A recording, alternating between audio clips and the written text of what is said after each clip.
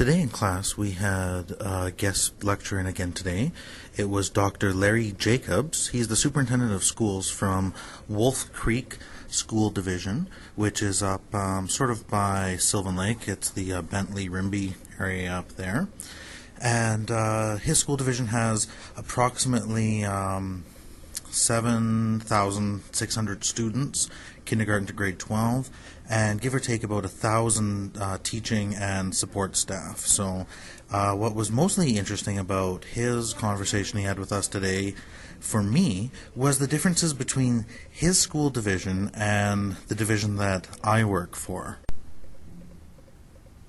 He really wanted to talk to us today about visioning process and some of his outcomes, and the organizational structure of the Wolf Creek School Division, how they move and act as an organization, and how they came to be.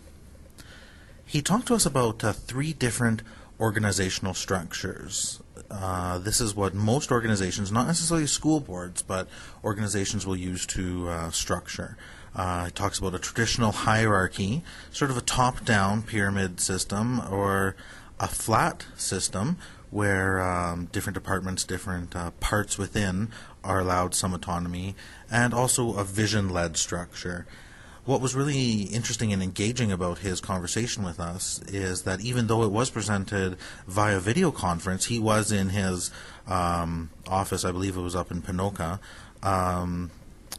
he still gave us time to talk as a group and kind of plan some things out and have some good table discussions. So that was a really huge part and a huge benefit to his presentation today. So we got talking about the 3 different kinds of structure, the hierarchy, flattened structure, and a vision-led, and what we see in our own board and what we see the benefits, the pitfalls of them all, and how sometimes in some situations it can move from one to the other, through to the other. So his focus was absolutely on the vision-led focus, and that's something that we saw when we talked to the superintendent from the Lethbridge area as well. He was strongly focused on vision, just like today. So vision allows for the organization to make decisions, but it does so with a clear and a collaborative process. One of the definite pitfalls that he pointed out, that I've seen in my own work too, is the amount of time that it takes to build that and to build the significant buy-in from different parties that are involved in it. It also takes constant monitoring and collaboration as well. He really got me thinking about visions or mission statements in his board and in our board as well, and the differences. And one of the major differences that I find is just the absolute size of our board compared to his. I don't know the stats off the top of my head. Of course, I could look them up, but we're so much larger. We're spread out over such a diverse number of communities, even though we're within the same city. I don't know if they have that same sort of diversity, and I think maybe it's easier in his division to have sort of real concrete vision. His vision was talking about assessment for learning, and it was talking about instructional design. And for me, those are things that we look at our school. We look at those at CBE Learn. We don't necessarily talk about those at a system level, and perhaps we should. Maybe that's somewhere where we're amiss, or maybe it's not possible, because at the division level, throughout the entire CBE, we need to have a much wider scope. We need to have our end statement, for example, are much broader than talking about actual assessment or design or actual teaching practice. One other thing he made us question about our own boards and our own experiences is it teacher and teaching centered, or is it learner and learning centered?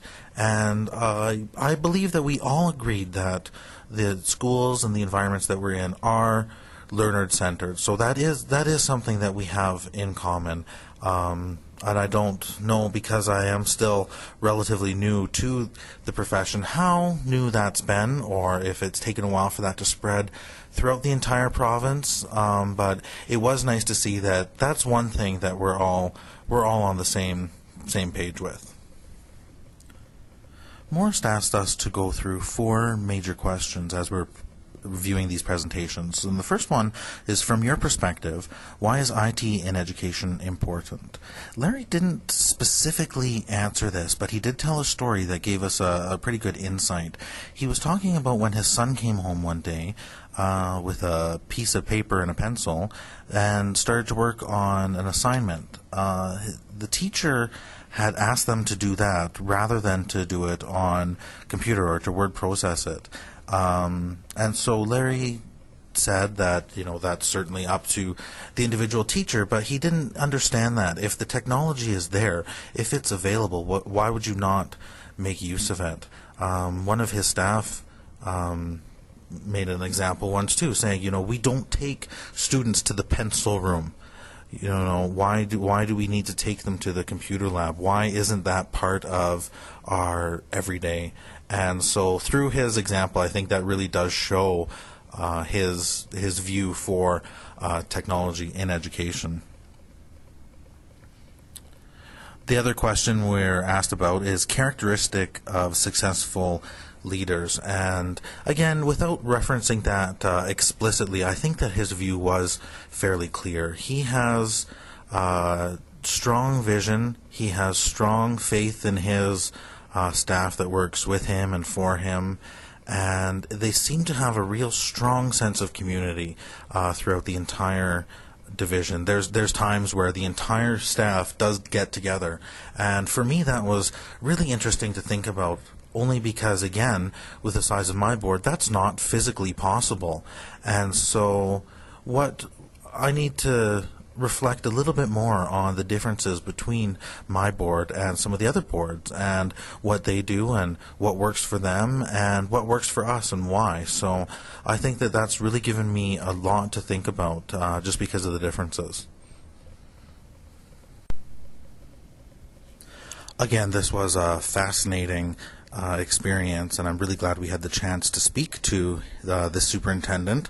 On Monday, we're actually going to be speaking to his director of technology for the same group, the Wolf Creek School Division. So I think, again, that'll be really interesting to get his perspective on this whole situation.